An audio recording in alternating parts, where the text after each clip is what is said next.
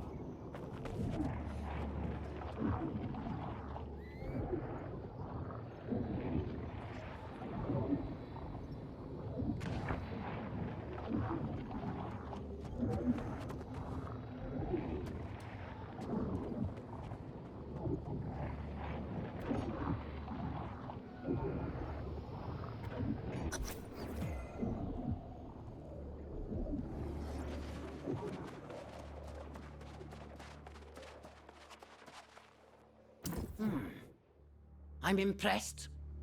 I felt quite assured no one had both the perception and the prowess to bring down my barrier.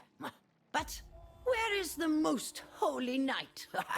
Perhaps after cooling down, he remembered his steel is no match for my sorcery. That's for the best. We can have a more reasonable discussion. Galahad cannot accept that some questions have no answers. I watched Mirrodin's fall to corruption firsthand. I know the Crimson Menace does not play by the rules. I'm afraid that would take several lifetimes, and I'm quite busy at the present moment. If you wish to hear my account of the wars and the events that led to my unfortunate reputation, I've written it down just there. Go on.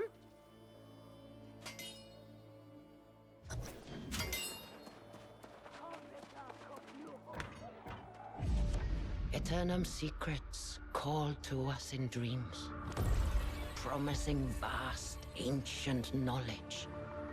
What we discovered was an entity longing for release.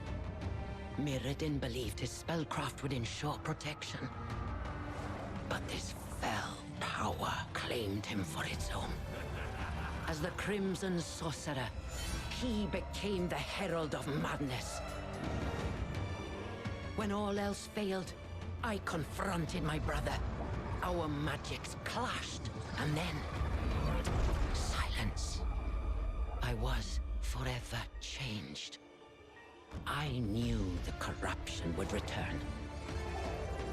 But the power I needed came at a terrible cost. The secrets I sought continued to elude me.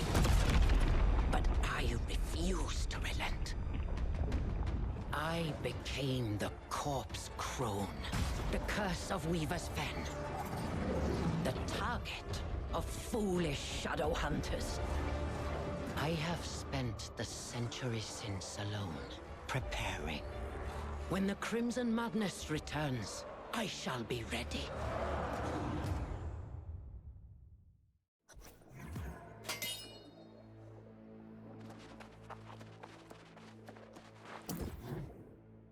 So, you see now that I have neither insight nor responsibility in whatever fate befell the High King. As to my part in my brother's fall, I have spent every moment making amends. Preparing for corruption's eventual return. Ah. No! That cannot be! I would know! I have been holed up in this cave for a long time. I will need to verify this for myself, of course. But if you speak the truth, then I have gravely miscalculated.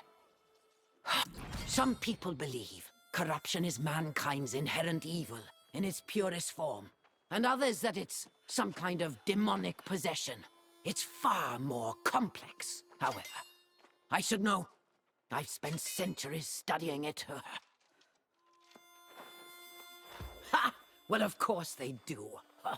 It would be a shame if I spent all this time and could offer no value to them. Wait. You're a soul warden? I thought the order perished. Never mind. We'll need all the help we can get. Yes, well, I'll leave that to you. I must visit the ruins to the northeast and verify the sources of power there have not fallen to corruption. Go after Galahad if you must, but then meet me in the ruins of Canopus. I'll need your help.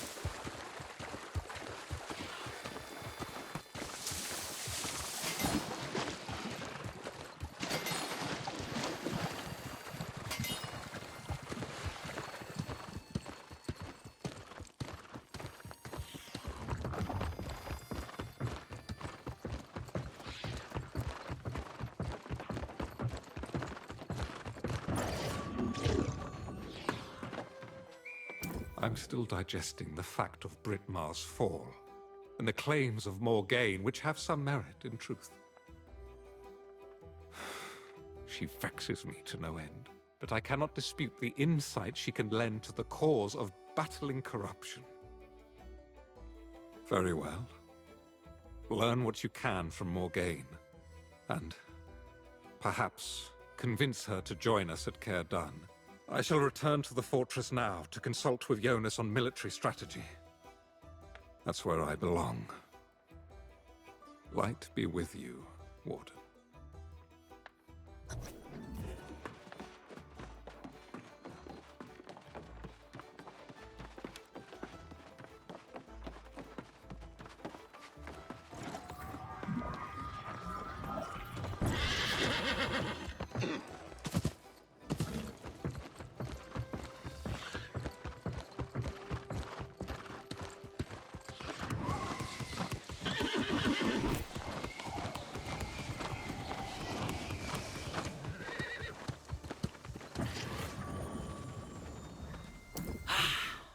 Perfect.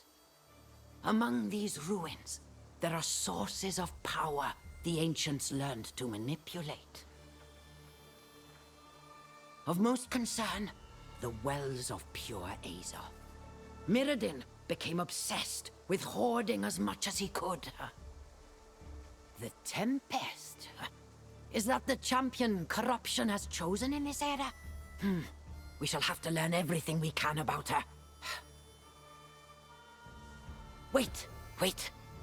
You have that look. Does the Tempest speak in your mind? Mirrodin had such power as well. Oh, how could so much have transpired while I toiled in that cave? I feel a fool for sequestering myself so long. If this Tempest is already amassing pure Azoth, then we are so far behind. Yes, the fountain of pure Azoth at this ruin dried long ago, but its residual power remains in the waters and in the guardians who protect the site. We must harness that power to recharge an ancient warding apparatus nearby. Years ago, I placed shield devices to absorb the power here. If they aren't fully charged, you can siphon energy from the Guardians.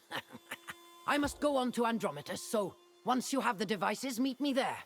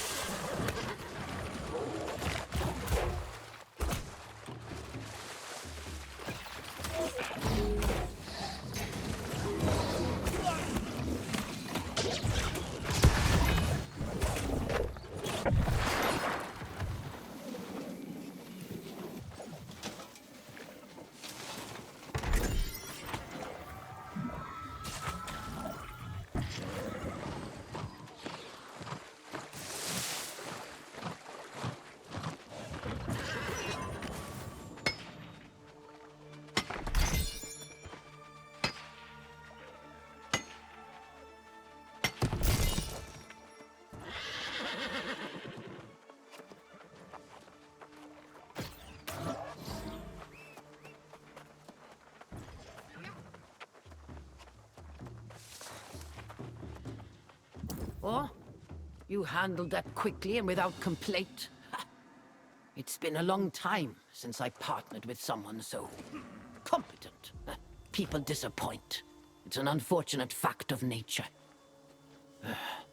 Only time will prove if you're an exception. This apparatus once powered ancient wards for all these ruins. And recharging it will defend against the corrupted. There's some kind of fault in the eldritch boundaries. However, it may be impossible to repair. A glutton for danger, are you? I hope you have some measure of restraint. But at the moment, I'll take the bravado. The fault could be caused by a threat the wards identified and contained. Well, if I knew that, I'd have said so. If that does prove to be the case, if some entity has been entrapped, it will need to be released. So, that courage could very well come in handy. Good luck!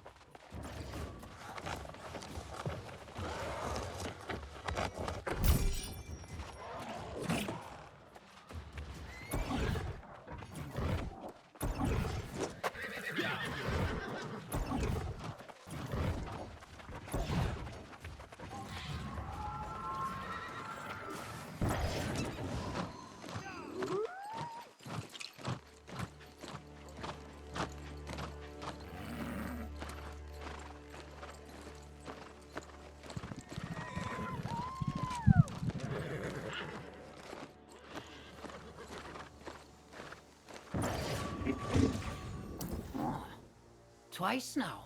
You solved problems without coming back to whine about some complication. Was there some entity that had been entrapped in the wards? That's strange. I can't imagine why an elemental being would trigger ancient wards. Here, is that a specimen you collected? Let's see. The creature appears to have become blighted with some strange infection.